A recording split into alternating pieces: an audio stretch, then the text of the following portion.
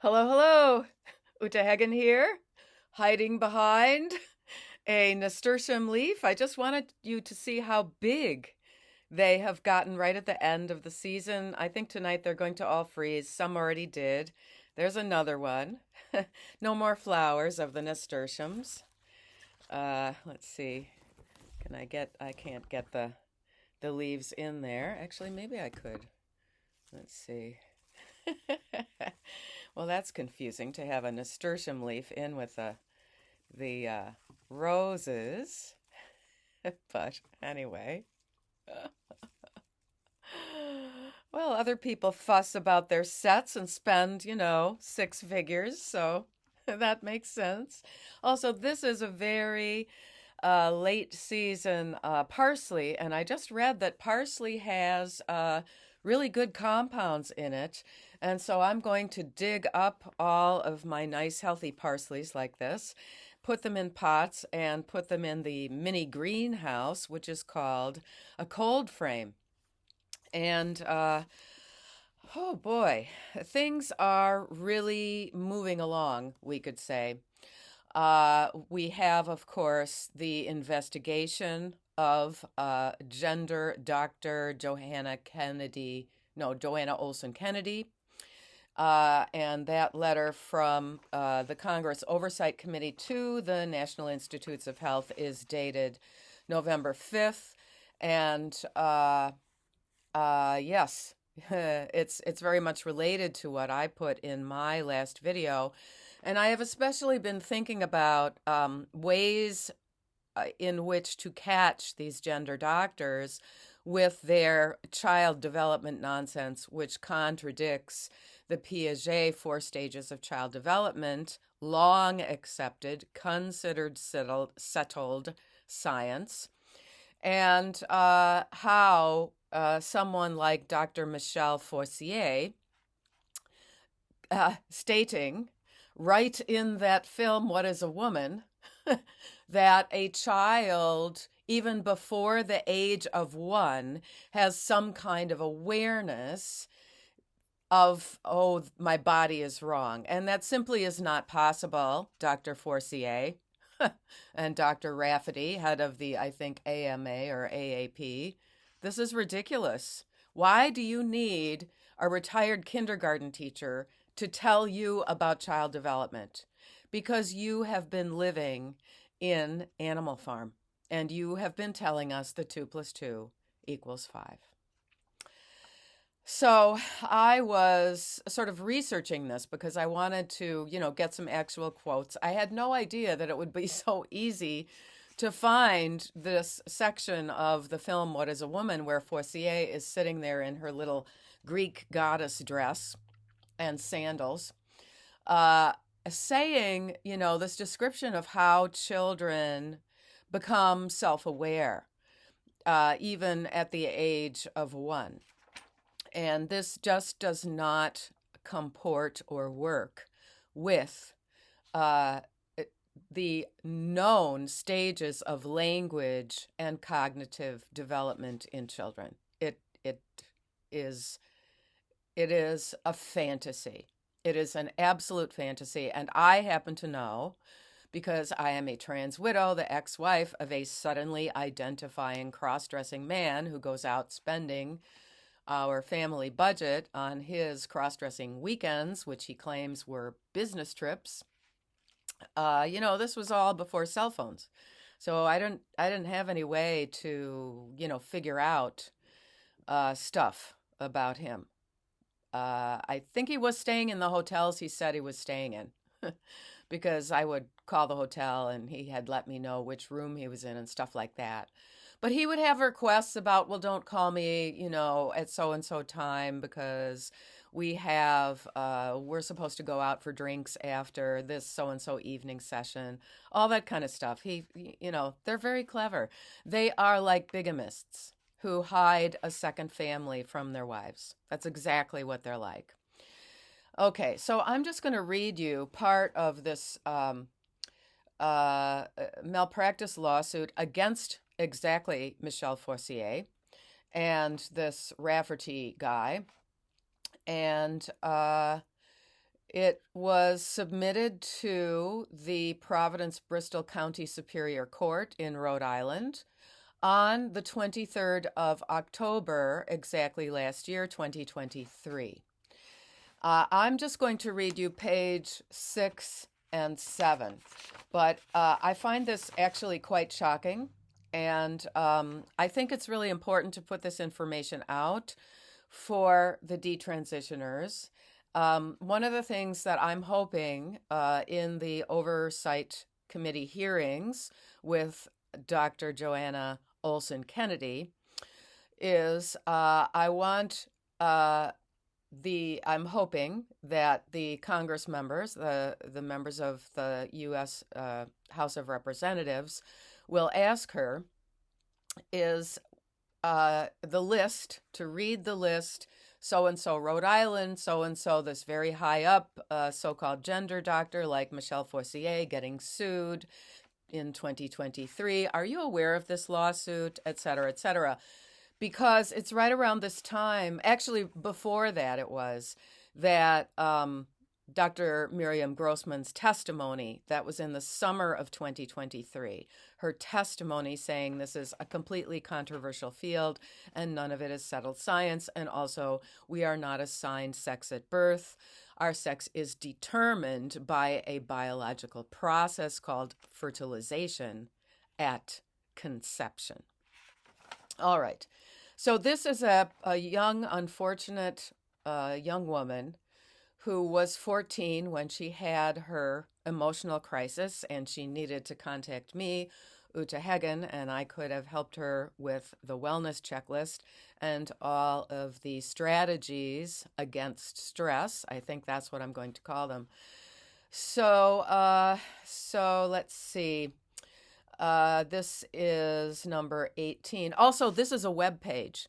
So all you need to do is look up Isabelle Ayala. I'll see if I have, whether it's Isabella or Isabel, and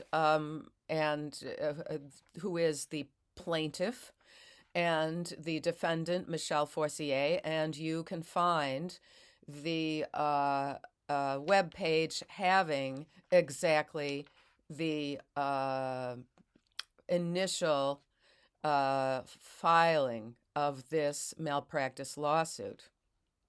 Okay, this court has personal jurisdiction over all defendants because, at all times relevant to the allegations herein, defendants committed the alleged torts within the territorial limits of the state of Rhode Island. This court has subject matter jurisdiction over the allegations herein because at all times relevant to thereto the conduct and torts committed by the defendants occurred against a Rhode Island citizen within the territorial limits of the state of Rhode Island. Point A. Now remember, this is the filing by the plaintiff. Observing a growing number of children and adolescents identifying as transgender or gender diverse at increasingly alarming rates, certain defendants, meaning the doctors, enter into a conspiracy to create a new ideologically driven model of treatment. From the 20th century through the 21st, the number of individuals identifying as transgender or gender diverse in the United States was relatively low, with some studies estimating that 0.002% of the population to 0.014 of the population. So that was the incidence that is quoted from that time period in decades past. Almost 100% of such individuals were adult males identifying as females. But by the year 2016, the number of individuals in the United States presenting as transgender had exploded, with one study estimating the percentage to be 0.6%. Now, Uta's note here, as I write when I'm commenting in my blog, utahagengrasswidow.wordpress.com. I will often insert in bold Uta's notes. I will say that in certain areas, such as blue states or such as Park Slope, Brooklyn, teachers who are still in service are letting me know the alarming information that at some schools, such as PS 107, which I transferred out of because it was getting to be too much of a nutcase place at that school. And I'm sure that PS 321 over on 7th Avenue is similar, 7th and 1st Street. Something like 50% of the 5th grade girls, that means pubertal girls, are identifying either as non-binary or as male or as trans boys. So, this is, it's much worse than going through a goth period. The parents need to wake up to this. Goth means that you're hairspraying a mohawk hairdo so that your hair goes straight up from your head. And while the hairspray might be slightly poisonous, it's not at all as damaging as these surgeries and the testosterone in girls. Okay. Not only had the numbers increased alarmingly, but the demographics had dramatically shifted as the majority were shifting towards minors. It's no longer, netty type adults who are 34 years old and just had a second son born by his wife. My loyal stalwarts will be understanding my emphasis there. Okay, the demographics had dramatically shifted as the majority were shifting towards minors, and within that number, a majority were young girls. And as those numbers grew, the number of children seeking treatment from their physicians for gender dysphoria skyrocketed. Indeed, as of 2007, there was a single pediatric gender center in the country. By 2016, there were at least 41. To this day, these numbers continue to rise. Recent estimates that suggest that 1.4% of adolescents and young adults are identifying as transgender or nonconforming. And because it's a social contagion, this is Uta's note, in some schools where it's highly, highly indoctrinated, it's like 50%. More girls than boys, because these girls are getting their periods. They're freaked. And also the influence of porn. These girls are also being exposed at a way too young age to the pornography on their friends' phones, and they're seeing women being attacked in these pornography videos. And so why would you want to be a girl if that's what's ahead for you? My data on the cross-dressing men attacking their wives doesn't make it look any better.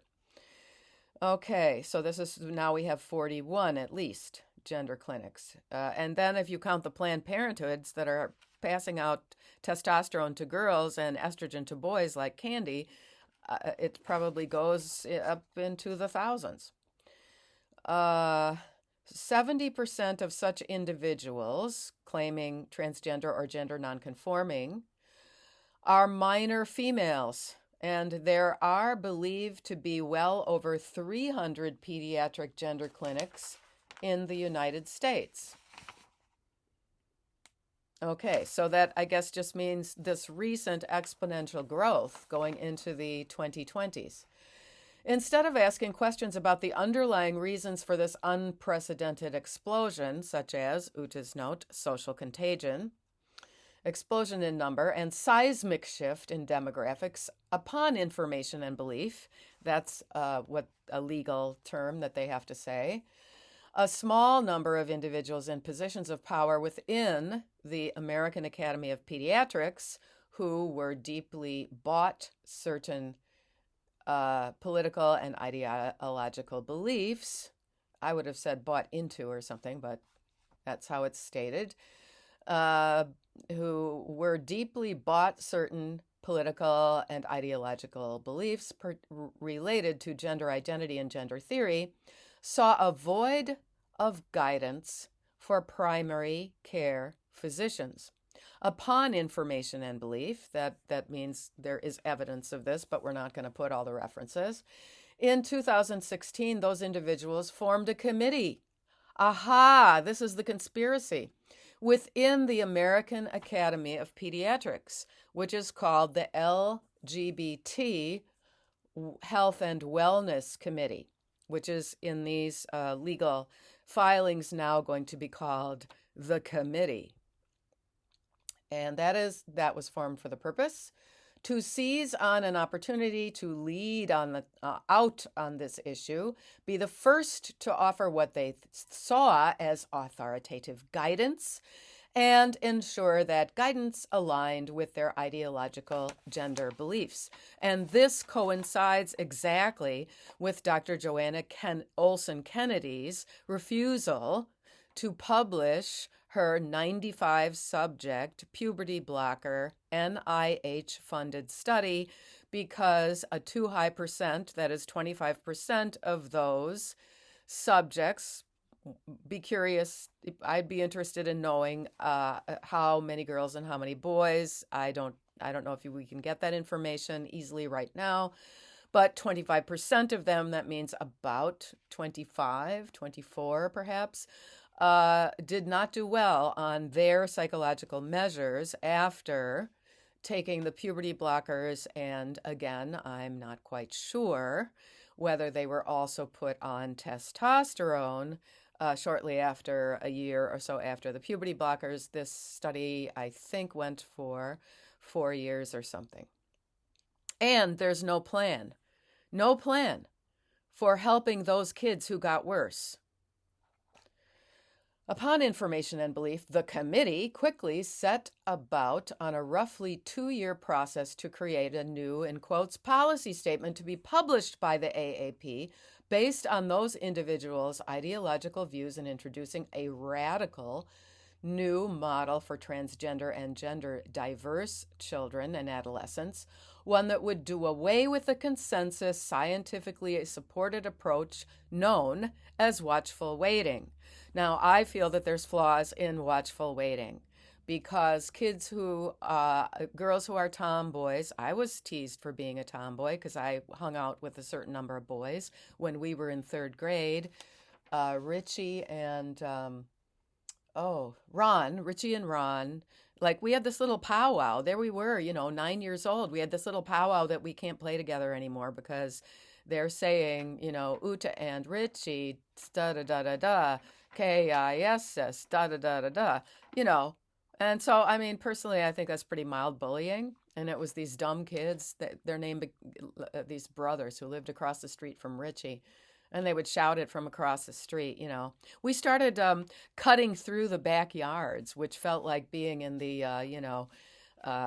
special operations executive or something to wend our way through the backyards, avoiding the big dogs to go between our houses so that those family B boys wouldn't be shouting that K-I-S-S-I-N-G.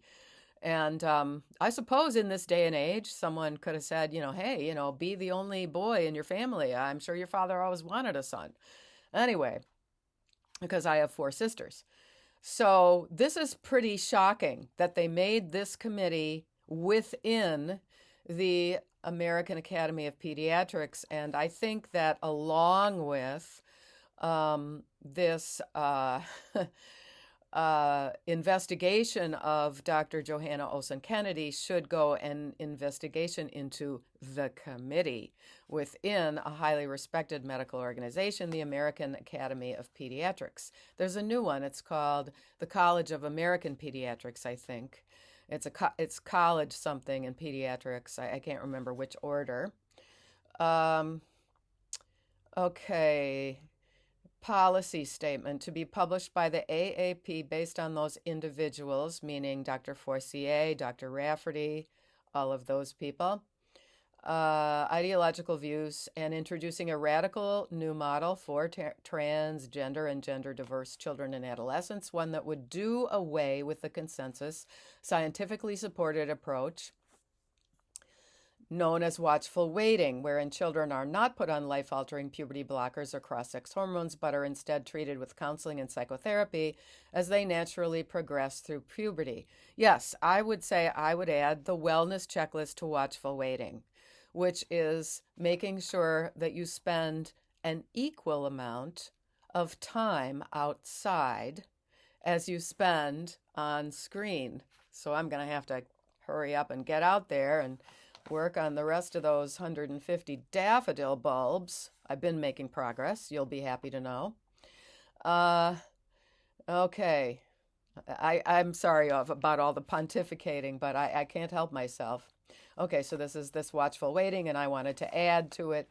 Instead, this new so-called gender affirmative care model would advocate for the immediate, unquestioning embrace of a child's chosen gender identity, for immediate social transitioning, which means the clothes and names and pronouns of the child to the newly chosen gender identity, and would encourage puberty-blocking drugs and cross-sex hormones to affirm that child's new gender identity.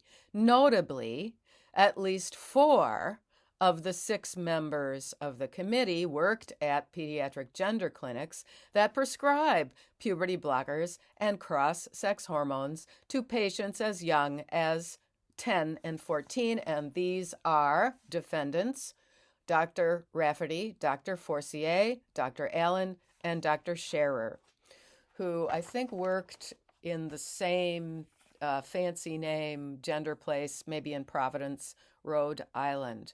So please share this widely to any of your friends and relatives who are willing to let some cracks in their echo chamber egg of belief that there is only true trans. That's basically what they are putting forth. They believe that you say you saw a cartoon where Bugs Bunny was dressed in a bonnet and cross-dressing, and because you thought that was funny and cute and it gave you this little feeling, uplifting feeling, then you must be trans and you are a trans egg waiting to hatch. This is literally promoted even by Dr. Ray Blanchard, who said that a father watching Bugs Bunny with his child saw this. A father, a grown man, saw this and suddenly realized, right, I like Bugs Bunny's cross-dressing, and I know that therefore I'm trans. Except that Dr. Blanchard even got that wrong. He said that Elmer Fudd was cross-dressing. No, Bugs Bunny was always hiding from Elmer Fudd. You can't even get your cartoons right. So Bugs Bunny was wearing the bonnet as a disguise. Unbelievable. Literally, Looney Tunes.